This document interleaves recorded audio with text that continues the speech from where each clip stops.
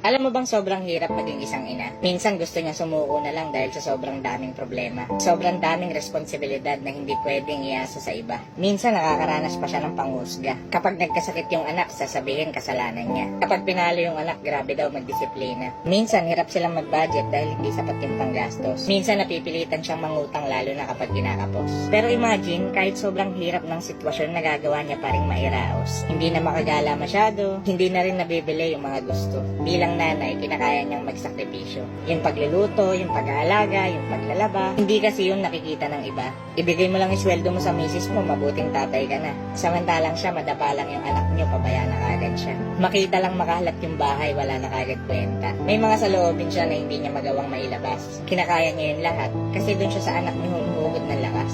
Isang tingin lang sa anak niyo, nakakalimutan niya lahat ng problema. Nakakapagod maging isang ina. Pero kahit suko na siya, hindi siya pwedeng magpahinga.